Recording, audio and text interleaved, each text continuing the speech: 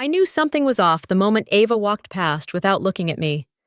Not a nod, not a smirk, just a flash in her eyes, tight, evasive, and then she was gone. Ava, the CEO's executive assistant, had worked at Virion Health longer than anyone in this building.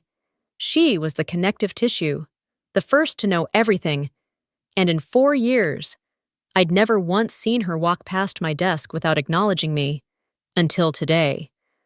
I leaned back slowly, one hand resting on the trackpad.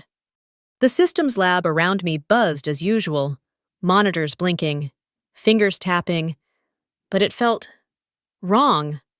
Like everyone knew something I didn't, like I was 2 seconds behind a conversation that had already changed direction. I minimized my terminal and opened my calendar. Oh, still blank, nothing scheduled. That didn't surprise me. My stand-ups were usually impromptu, but something was off. There was a new alert in our admin dashboard. A room booking. Horizon Conference Room. 9:00 a.m. I pulled up the attendee list. C-suite, product, compliance, strategy, no systems, no engineering, and definitely no me, which made no sense. I had architected the entire back end of Neurodetect, our AI platform for clinical diagnostics. If there was any strategic planning around the system, I should have been in that room. I toggled over to Slack. 3 new private channels created overnight, all locked. No invites, no notifications, all marked with Horizon tags. The unease settled deeper. Footsteps approached. I looked up to see Jenna from Program Ops standing in the doorway, holding a tablet and smiling too brightly. "Hey, Quinn, just a heads up. There's a system-wide freeze window for the next hour. Execs want the servers stable while they run some high-level tests." "Tests?" I asked. "What kind of tests?" She hesitated. "Not sure. I think it's just internal stuff. Shouldn't affect anything on your end." I watched her for a beat. Her hands were tight around the tablet. Her eyes darted once toward the hallway. "Got it," I said flatly. She turned and left. I waited a moment, then opened our server access logs. If someone was testing Neurodetect, I would see it. There it was. A remote login just after 2:43 a.m. into a protected module that hadn't been touched in months, one that only I used. No note, no trace of who approved it. I sat motionless, staring at the line of code. This wasn't paranoia. Someone had accessed my system, and they hadn't told me. I looked up as the Horizon doors closed across the hallway, and for the first time in 7 years, I realized something chilling. Whatever was happening in that room, I wasn't supposed to be part of it. Not anymore. The worst part wasn't the silence. It was the not knowing. I stared at the access logs for another minute, hoping some line of metadata would give me a name, a clue, something. But the credentials used at 2:43 a.m. had come from a temporary elevated session, admin authorized, single use, system generated, clean, deliberate. Someone had gone to a lot of trouble to not be found. I refreshed Slack again, still locked out of the 3 new private channels. I ran a background check to see who created them. All signs pointed to Ava. So she knew. Of course she knew. Which explained the look she gave me this morning, the flicker of something between guilt and regret. Or was I imagining it now? Filling in the gaps because nothing made sense? I was halfway through drafting a polite but pointed message to our product director when a ping pulled my attention back to Slack. A new post. Public channel. Company announcements. Reminder, please refrain from messaging during the 9 o'clock to 10:30 Horizon strategy session unless absolutely critical. Today's update is key to our growth roadmap. There was a photo attached. Grainy. From inside the conference room. My eyes scanned the faces. CEO, Ava, regulatory, strategy, and there, standing at the front of the room, mid-sentence, gesturing toward a projected slide. A man I'd never seen before, late 40s, Expensive-looking sport coat, confident posture, a slim tablet in one hand, laser pointer in the other, smiling like he owned the place. I tapped the image and zoomed in on the corner of the slide deck. SmartCare 2.0, Foundational AI Integration. I froze. SmartCare was the system I built. A modular clinical assistant trained on hospital workflow, diagnostics, and risk prediction. The phrase foundational AI integration was from my original roadmap presentation, word for word. So who the hell was he? Hey, Quinn! I looked up. Jenna again. She hovered awkwardly at the doorway, hands behind her back like a kid caught sneaking something. What's going on? I asked, sharper than I meant to. She winced. I wasn't supposed to say anything, but I figured you'd want to know. The guy leading the session, his name's Dr. Noah Blake. He's some AI healthcare consultant from Stanford. The CEO brought him in to advise on our platform refresh. I blinked. Refresh? She nodded. Yeah, they're calling it SmartCare 2.0 now. Big rebrand push. Blake's been working with the strategy team for a few weeks, quietly. NDA stuff, I guess. Something in my chest went cold. I stood slowly, mind racing. Is he using our code? My architecture? Jenna hesitated. I think so. His slides have screenshots that look like your system, but with new UI wrappers. It's all pretty high level. And no one told me? Another wince. I thought you were part of it. I couldn't decide if I wanted to laugh or scream. I sat back down as she left, the door clicking shut behind her. Dr.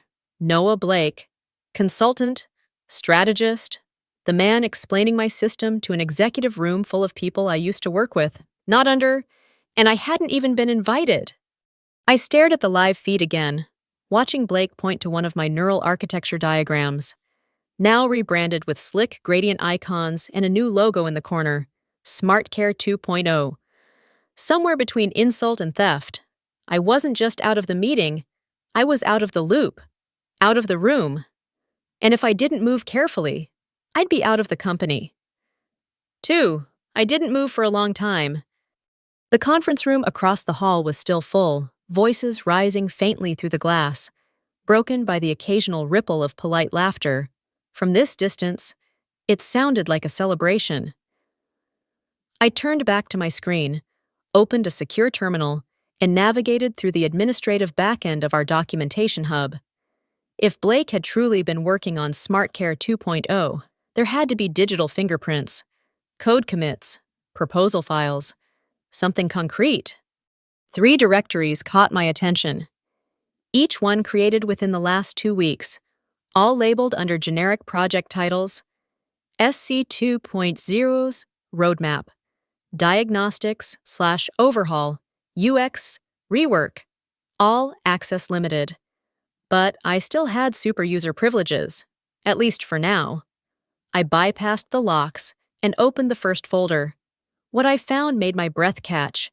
Dozens of PDFs, slide decks, and internal memos, all outlining a platform redesign nearly identical to what I had proposed 6 months ago. Not similar, identical. My architecture, my neural logic pathways, even the phrasing was mine in places. Awkward technical shorthand I used only in internal drafts. It was the SmartCare expansion I'd built on nights and weekends, refining use cases, improving clinical safety nets, optimizing inference speeds. Back then, the CEO had called it too ambitious, said it would confuse investors. But now it was his initiative, Blake's initiative, and it had a name: Virion SmartCare 2. Redefining predictive healthcare. I clicked through another presentation. There it was, my architecture diagram, copied block for block, except now recolored, rebranded, and stamped with Blake's initials in the revision history. A consultant who hadn't written a single line of code, now leading the implementation of my entire system. I scrolled faster, pulse hammering in my ears, a memo to the executive team, signed by the CEO. Dr. Blake will serve as lead on the SmartCare 2. Zero initiative. His insights have been instrumental in positioning Virion as a frontrunner in adaptive AI diagnostics. Instrumental? He was repackaging my work like it had fallen into his lap from the heavens. Then I found the kicker: a project tracker, timeline, deliverables, launch target, Q2, beta rollout in 3 partner hospitals. Lead: Dr. Noah Blake. System engineer, TBD, like I was never here. Like I hadn't spent the last 3 years building every layer of that framework from the ground up. I sat back in my chair, blinking at the screen as a sick, electric heat rose in my chest. For all their NDAs and quiet meetings, they hadn't even bothered to rewrite the fundamentals, just copied and pasted, and hoped I wouldn't notice. Legacy systems. They'd once called it too rigid, too slow, too quin-shaped. But now that they wanted traction, now that investors were asking for scalable results, they dusted off the very thing they dismissed, renamed it, reassigned it, and handed it to someone else. Outside the glass wall, the conference room burst into applause. Inside, I sat frozen. This wasn't just a theft. It was an erasure, and it was happening in real time. At 10:41 a.m., a calendar invite appeared. Executive debrief, 11 a.m., Office 6C, from Ava, no subject line, no details. Just a time, a room, and a subtle undercurrent of finality. I stared at it for a full 10 seconds before clicking accept. Then I stood, straightened my blazer like it might somehow shield me from what was coming, and walked down the hall toward the executive wing, past the smiling department heads exiting Horizon, past whispers that died when I got too close. The hallway stretched longer than I remembered. Office 6C was already open. Jason, our CEO, stood behind his desk, arms folded like a man playing a role he didn't particularly enjoy. Melissa from HR sat in the corner, legal folder already open in front of her, and Dr. Blake, of course, perched on the edge of the side table like he owned the air in the room. "Quinn," Jason said, "thanks for coming in." I didn't sit. "Let's just get to it." Jason exchanged a quick glance with Melissa before clearing his throat. "We're restructuring some strategic priorities.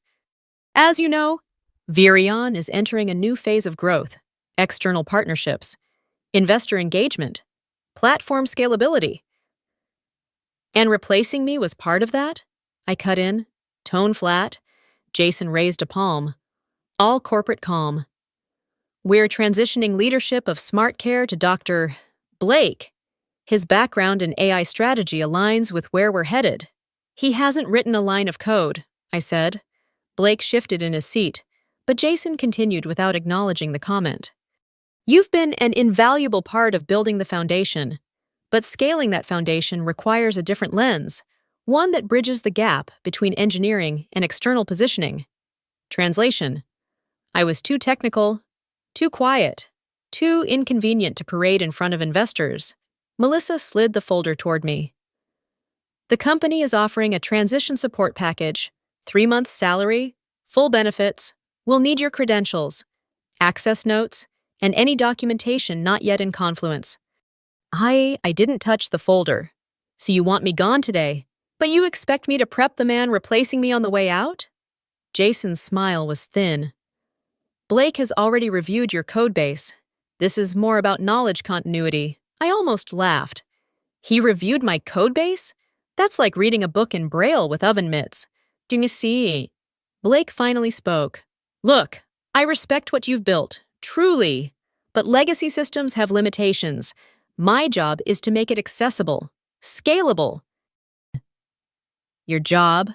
I repeated, the words like static in my throat. "You're here because I pitched this version 6 months ago and got told to shelve it. Now it's investor-friendly, so you get to be the face." "That's not fair," Blake began. "No," I said, voice rising. "What's not fair is being asked to surrender the thing I built from scratch, while the person who copied it gets applause in a room I wasn't even invited to." Jason stepped forward, his tone colder. "We're not here to debate fairness. Quinn, we're offering you a dignified exit and a generous package. But we need closure on this project. Today." A silence fell. I swallowed hard. My cheeks burned, but I refused to look away. This wasn't just a firing. It was a public undoing. A calculated extraction of everything I had poured into this company, sanitized and repackaged with a shinier label and a more marketable spokesperson. "I'll need time to review this," I said, nodding toward the folder but not touching it. "With legal?" "Of course," Melissa replied, tone rehearsed. "But we'll need your company laptop and badge before end of day." Jason gave a tight nod. "Let's make this smooth. Quinn, no need to complicate things." I looked at Blake one last time. His expression was carefully neutral, half sympathy, half discomfort. But I saw it. He wasn't sorry. He was settling in. I turned toward the door, pausing just long enough to keep my voice steady. "You're taking the system, but you don't have the keys, and you won't even know they're missing until it's too late," Jason called after me as I stepped out. "Quinn, access credentials, all of them." I didn't turn back. "Some doors you close gently, others you make sure they remember the sound." The door closed behind me with a soft click. No slamming, no theatrics. I walked back through the glass hallway like a ghost. People glanced up from their screens and quickly looked away, unsure whether to acknowledge me or pretend I was already gone. I didn't care. I didn't even feel anger. Not in the way people usually expect it. No fire, no storm, just a quiet pressure in my chest, steady and sharp, like a blade laid flat behind my ribs. By the time I reached the systems lab, I'd already made my decision. I packed my things slowly. One mug, one photo frame. My notepad. No one said a word. Jenna peeked over once, then ducked behind her screen. I placed my company laptop on the desk, as requested, but I didn't touch my personal machine. That one had come with me when I started at Virion, and I had never used it for anything but system simulations and private sandbox models, which made it the perfect place to do what I was about to do. I slipped into the secondary server room, smaller than the main data center, but quieter, more personal.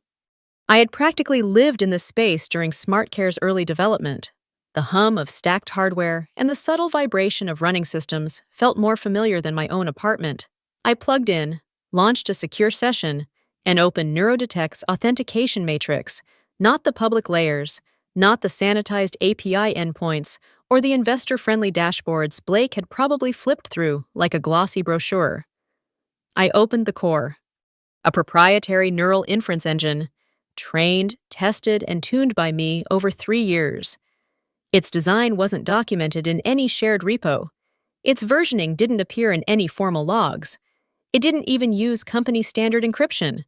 It was mine, built offline, trained offline, and most importantly, controlled offline. Neurodetect's deep learning stack contained a latent protocol.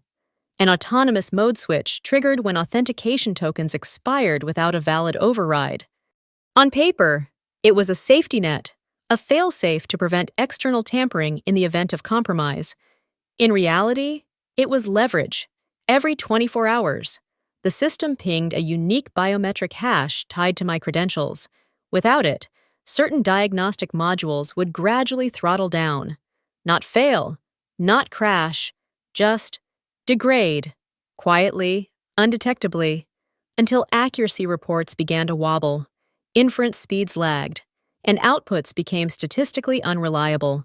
They wouldn't notice it at first. But the hospitals would, and the investors. I encrypted the latest control state and copied it to my personal drive.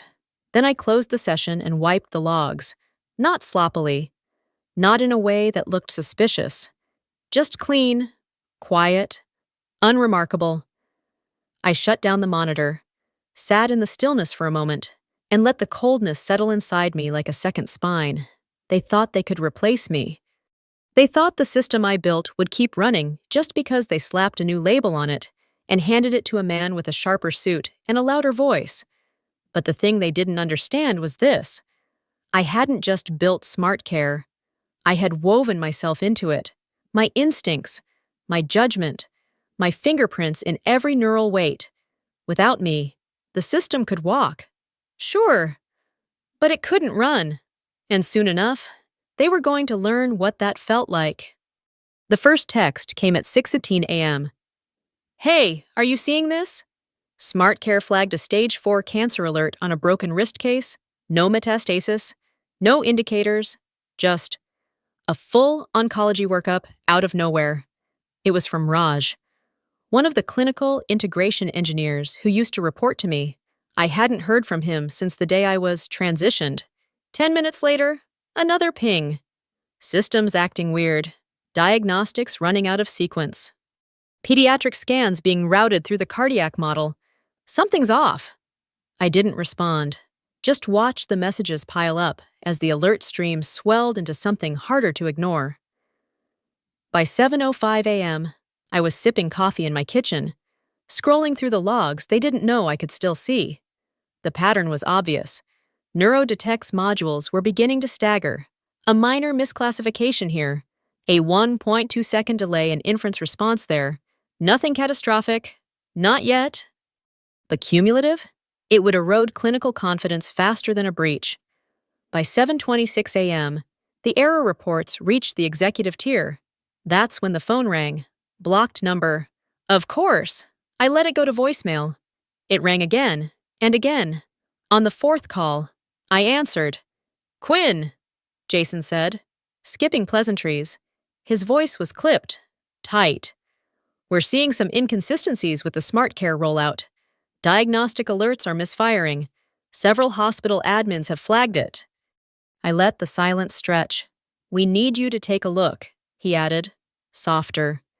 Just a quick review of the inference protocols. You know the system better than anyone. Isn't that what you have Dr. Blake for? I asked calmly. A pause. He's working on it, but there are issues with access credentials. Some of the deeper modules are locked behind dependencies he can't trace. Interesting, I murmured, almost like someone embedded protocol-level restrictions requiring a master key. Jason sighed. Quinn, please. This isn't about politics. Patients are involved, and yes, this is critical. Ah, the pivot to urgency. The appeal to professionalism. I knew this dance, and I wasn't unfeeling. The last thing I wanted was actual harm, but I also wasn't a martyr.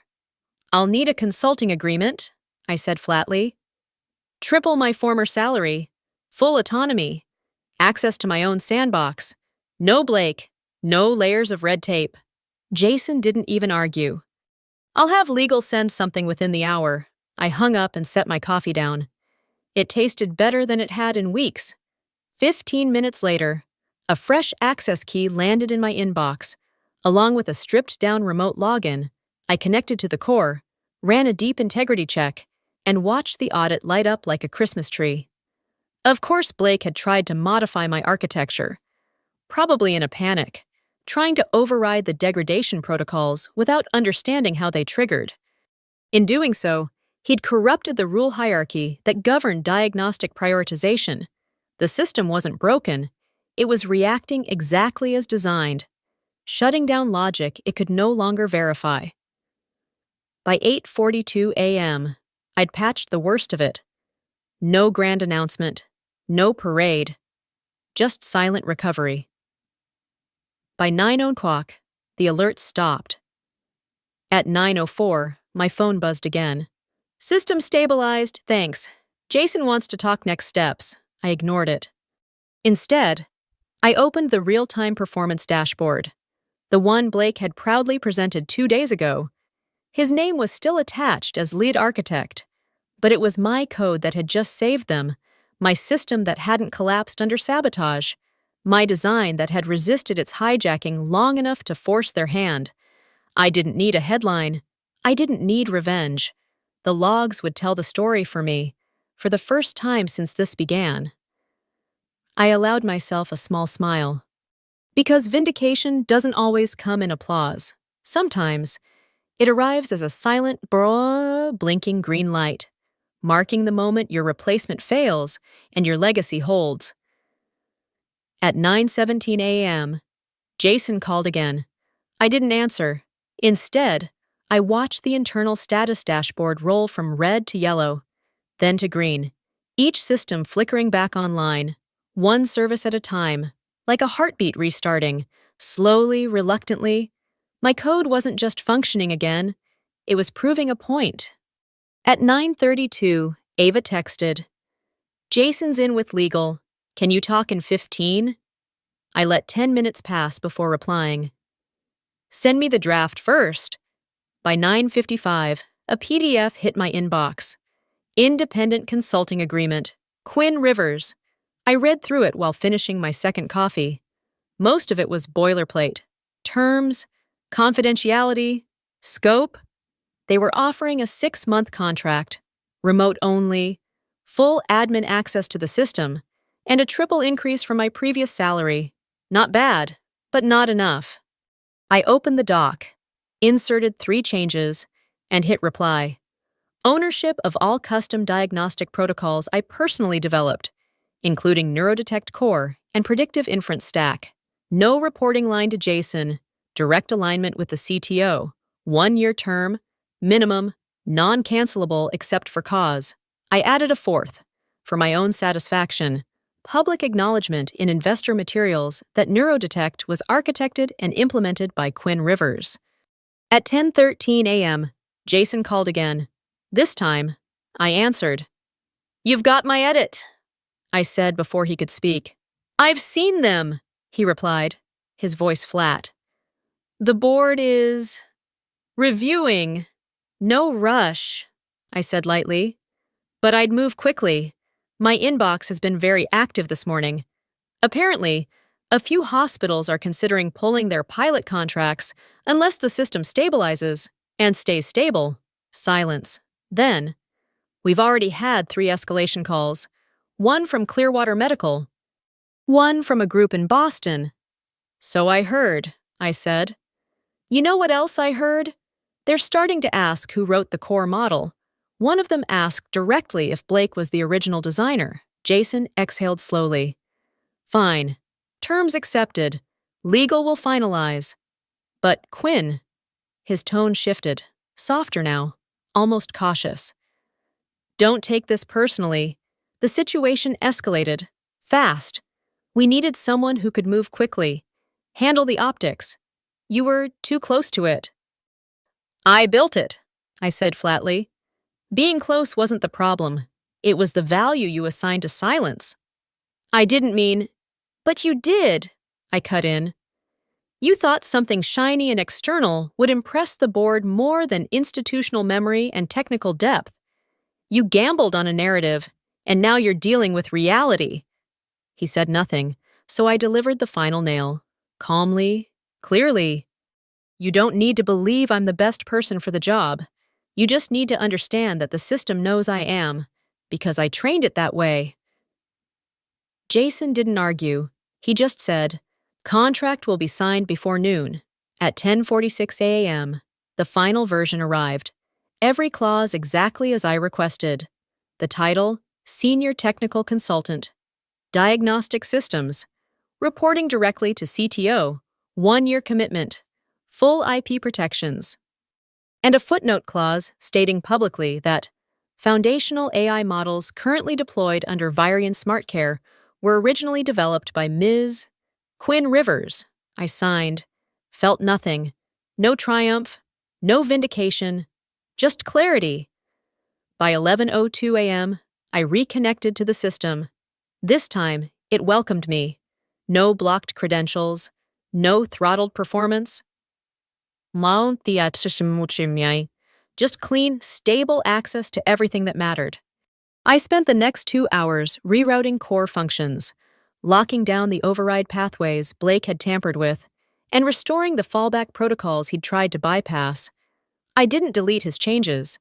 I simply moved them to an isolated environment. Read-only, sandboxed, labeled clearly. Experimental, uncertified. Let him find it later. By 1:10 p.m., Neurodetect was fully operational, stable, functional, safe. At 1:42, Ava sent one last message. Investor meeting just wrapped. Jason name-dropped you as lead consultant and credited the system turnaround to your emergency intervention. I smiled faintly. He could rewrite the press release however he wanted. The logs told the truth. And now, so would the contract. It started with a budget line item. A minor adjustment, just 3%. Flagged in a routine finance update I almost ignored. Reallocation from systems and diagnostics R&D to innovation lab expansion. No names, no notes, no justification. But I knew the handwriting. At Virion, nothing ever started with a confrontation. It began with reshuffling, renaming, rebranding. I dug deeper. By the end of the day, I'd found 3 more indicators: a procurement freeze on diagnostic tooling, a postponed training session my team had scheduled with QA, and a forwarded email chain from a sympathetic project manager that ended with, "Let's hold until Dr. Blake weighs in." Blake. He'd vanished from direct communication after the system failure. Publicly, he was on special assignment, helping explore new growth strategies. But now he was reappearing, not in code or documentation, but in the margins. Strategic influence. He couldn't beat me in implementation. He knew that. So now he was coming for perception. I felt it first in meetings. CTO Daniel would glance at me when certain slide titles came up. Platform transparency, auditable logic, compliance readiness. Each time, his eyes would flicker, unsure, like someone who had seen something but wasn't sure whether to say it. The next sign came 2 days later, when Ava forwarded a new pitch deck intended for the board's quarterly session, Beyond Legacy, a vision for explainable AI in clinical settings. Blake's name was on the title page. The content was sleek, polished, dangerous. It positioned Virion's current architecture, my architecture, as a legacy black box, emphasizing the need for systems that could be interpreted, audited, and rebuilt in full alignment with modern compliance demands. It was subtle, but sharp. He wasn't attacking me directly. He was attacking the nature of what I'd built, and with enough distance from his earlier screw-up, he could plausibly spin this as strategic evolution, not retaliation. Classic. By the time I reached page 19, my heart was pounding. Current AI frameworks lack the transparency necessary to meet next-generation regulatory standards. We must invest now in ground-up rebuilds with explainability-first principles. I knew what he was doing. He was softening the ground, preparing for a future where my system was labeled outdated, dangerous, and then removed. It didn't matter that Neurodetect had stabilized, that hospitals were finally gaining confidence again. Blake was reframing the problem, turning engineering into ideology, and people listened to ideology when they didn't understand code. For the first time in weeks, I couldn't focus. My team noticed. Raj asked twice if I was okay. I said I was tired. Lisa from QA dropped off a performance summary and lingered a second too long before walking away. Paranoia isn't loud. It's a whisper behind every compliment. A question mark behind every nod. Was Daniel hesitating in meetings because he didn't trust me, or because he'd seen Blake's deck? Was Ava still on my side, or just relaying what she had to? And most dangerous of all, was the board beginning to believe that Blake had a point? That I was the risk? The irony wasn't lost on me. I'd built Neurodetect to anticipate anomalies, mitigate chaos, reduce uncertainty. Now the chaos was human, and the anomaly was me. At 8:13 p.m., I reopened the budget spreadsheet. This time, I didn't just scan. I audited, line by line, week by week. I built a timeline of adjustments, reallocations, temporary freezes, and paused approvals. The pattern was there, faint but traceable. Every move framed as optimization, but all pointing to a slow starvation of my department, a political chokehold disguised as efficiency. He was betting I wouldn't notice until it was too late. that by the time I fought back, the perception would have shifted, that I'd be painted as defensive, territorial, a technical relic clinging to the past. And worst of all, he might be right. Unless I changed the narrative, I closed the spreadsheet, locked my machine, and sat in silence for a moment, letting the weight of what was coming settle. This wasn't a glitch I could patch. This was a campaign. Blake hadn't just returned. He was already inside the walls. I first heard her name from Raj. "Have you met Liana yet?" he asked, leaning against my office doorframe like he was dropping something casual. She just onboarded with Risk and Audit, ex-WHO. Apparently, she wrote the compliance playbook half these guys quote like scripture. I looked up from the spreadsheet I'd been dissecting for days. No. Why? He shrugged. Word is she's sharp. And not exactly a Blake fan. That got my attention. I did some checking.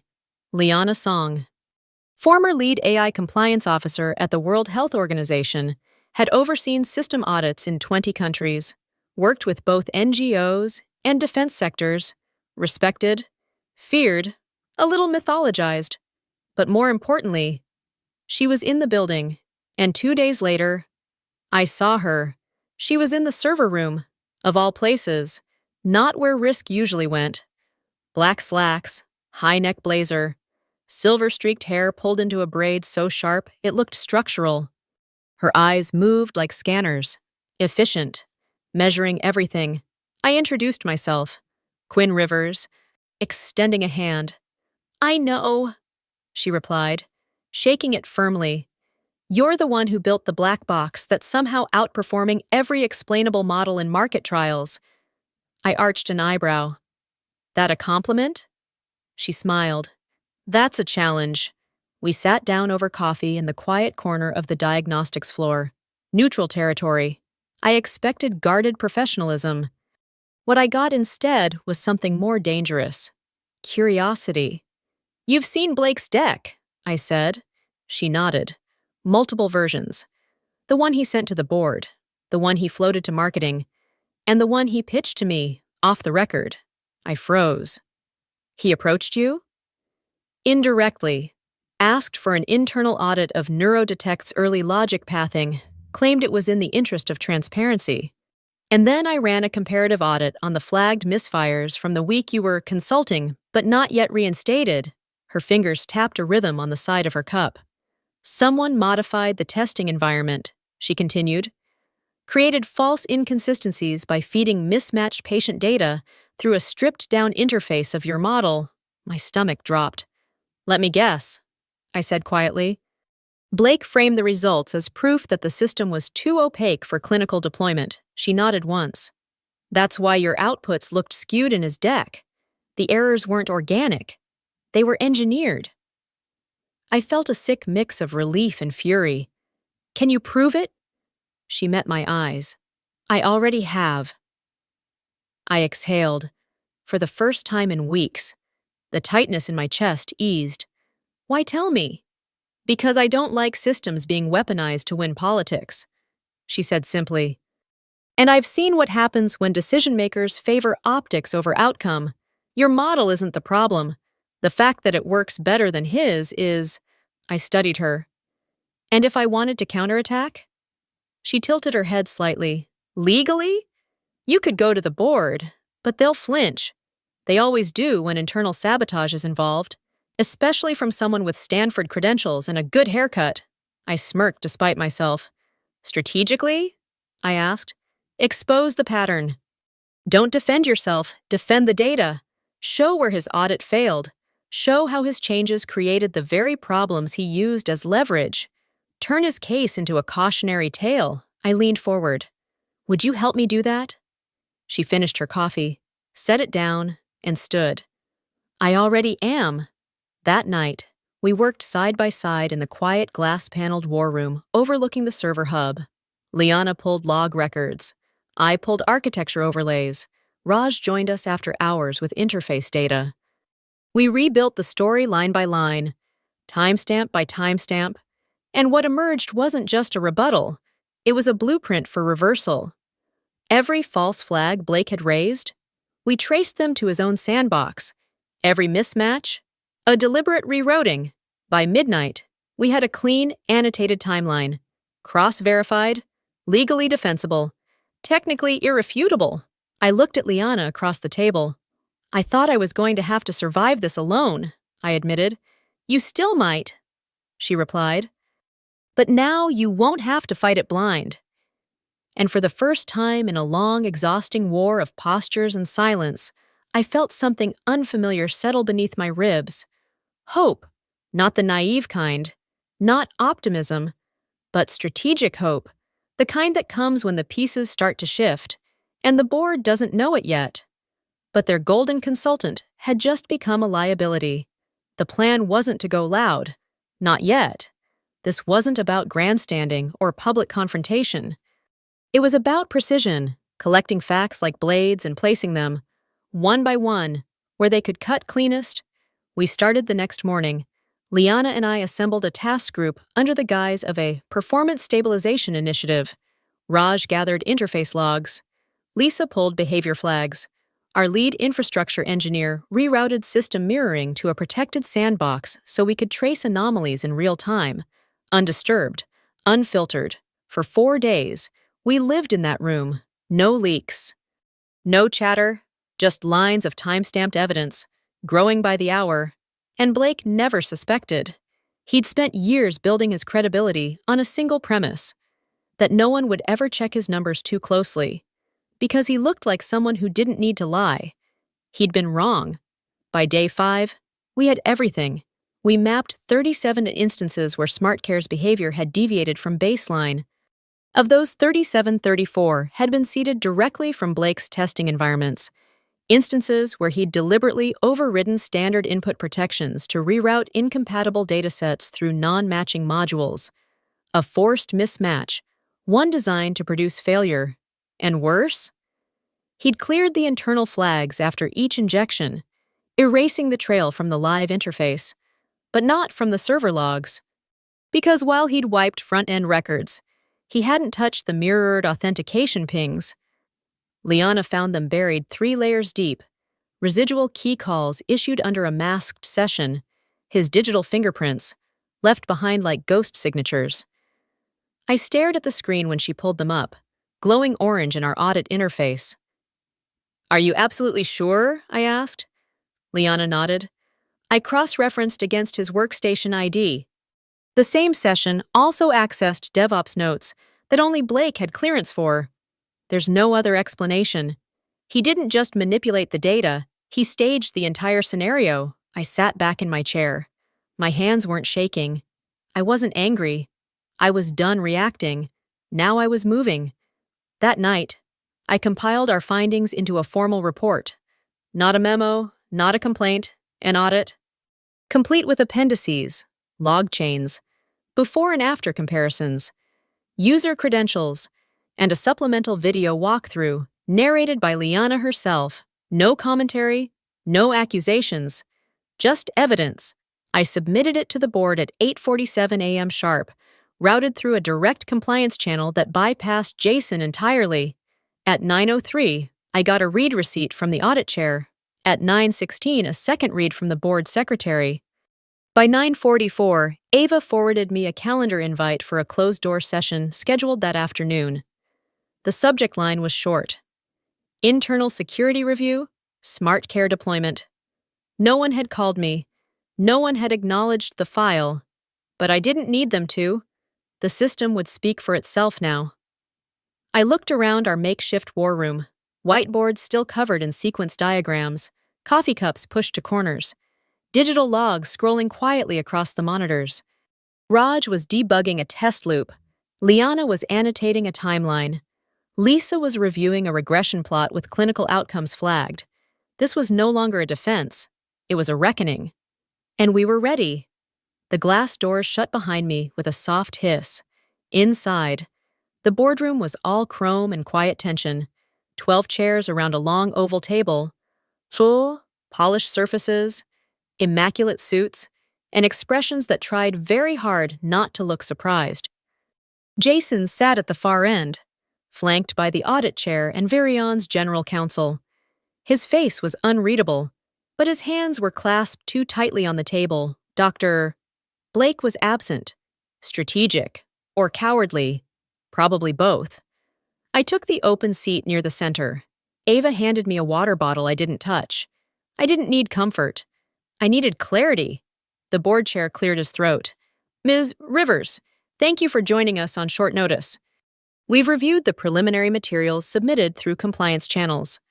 You'll have 15 minutes to walk us through your findings. I nodded. I'll need 8. I tapped my tablet, and the monitor behind me lit up. No frills. No drama. Just a live dashboard pulled from our secured audit sandbox. Let me be clear, I began. The errors reported in the last SmartCare update cycle were not organic. They weren't due to black box opacity, nor failure of core architecture. I advanced to the first log screen. They were fabricated, created through deliberate misuse of input routing by an external consultant acting without engineering clearance. A few board members leaned forward. The general counsel narrowed her eyes. I continued, voice steady. Dr. Blake injected non-standard data into live sim environments. He stripped away context tags, rerouted patient archetypes, and ran logic trees through incomplete modules. The errors generated from these manipulations were then compiled into a pitch deck, presented as proof that the system was inherently unstable. I paused, letting the weight of it land. The logs don't lie. Each action is time-stamped, workstation authenticated, and matches Blake's unique session ID across 3 mirrored servers. I tapped again. The audit chair squinted at the slide. This is one of 34 matched incidents, I said. We've annotated each with before and after states and corresponding impact assessments. None of these anomalies occurred in production environments. Only in the sandbox Blake controlled. Silence. Not disbelief, just calculation. The board wasn't shocked. They were assessing fallout. Finally, the audit chair spoke. And your system, NeuroDetect, is currently stable? Yes, I said. Since reinstatement, we've restored all core modules and closed all unauthorized pathways. Current hospital deployments are operating at 98.7% inference efficiency. And Blake's proposed rebuild? I looked him in the eye. Based on manipulated data, risky, reputationally and clinically. Jason finally spoke. Let's be careful with our language. Dr. Blake's intentions may have been self-serving, I cut in, and unethical. Let's call it what it is. He went quiet again. The board chair folded his hands. Effective immediately. We are suspending the SmartCare 2. Zero Rebuild Initiative. All consultant privileges associated with Dr. Blake are revoked, pending a formal investigation. Jason flinched, but said nothing. We'll also be restructuring the Diagnostic Systems Division. The chair continued. Ms. Rivers, we'd like a proposal by end of week for a permanent governance framework, one led internally, with full transparency protocols. I nodded once, calm, controlled, but inside, something uncoiled. Not triumph, not vengeance, justice. I stood, gathered my notes, and met the room's gaze one last time. This wasn't about protecting my code, I said. It was about protecting the truth. Then I walked out, head high, hands steady, no longer fighting for a seat at the table. I was redesigning the table itself. The offer came in at 6:42 a.m. Subject line, Executive Appointment. Chief AI Officer. The message was short, direct. A formal letter from the board, inviting me to take full leadership of all AI systems at Virion. Not just SmartCare, not just NeuroDetect, all of it. Reporting directly to the board. No more middlemen, no more Jason. I read the offer twice, then once more. By the time the office stirred awake, the news had spread. Jason was gone. Blake's contract had been terminated, effective immediately, pending further review. And the department I'd built from the shadows had been renamed AI Systems and Architecture Division. It had my name on the org chart, a new title, a new remit. A full team. growing, respected, but I didn't feel triumphant. There was no adrenaline rush, no victory lap, just a quiet clarity that something hard-fought had come to an end, and something new was beginning. Later that morning, Daniel, the CTO, stopped by my office. "Congratulations," he said, with a small smile that didn't feel forced. "You earned this." I gave a half smile back. "Feels strange." "How so?" I looked around, at the walls I'd once sat behind as a sidelined engineer, and now stood in as an executive. "I thought I'd feel more satisfied." He nodded. "That's because you didn't win by crushing anyone. You won by outlasting. There's a difference." After he left, I sat in silence for a long time. Then I opened NeuroDetect, the core code, the real version, the one no one had touched but me. I scrolled through the scripts, the hidden modules, the adaptive learning weights that had taken years to fine-tune. It was beautiful, intricate, mine, but it couldn't stay that way forever. Systems don't grow in shadows, and neither do people. I created a new branch, ND Core Training V1. Not the full source. Some parts were still too sensitive, but enough. Enough to understand the architecture, to study the logic, to carry it forward without needing me in the room. Then I pinged Raj. "Let's talk succession. It's time we start training someone to lead NeuroDetect V3. He replied almost instantly. "Seriously?" "Seriously." I locked the branch, wrote the documentation myself, and sent it to the training group that afternoon. When Liana saw the commit, she walked straight into my office. "You're giving this away?" "Not giving," I said. "Building a bridge." "Even after what they did?" "Especially after." She studied me for a long beat, then smiled. "You're going to be a different kind of executive." "I hope so," I said quietly. That evening, I watched the office empty out from the same glass wall I once stood behind. Uninvited, unseen. Now they saw me. And more importantly, they saw what I'd built, not just a system, but a legacy with room to evolve, one that no longer had to be guarded, because it was ready to be shared.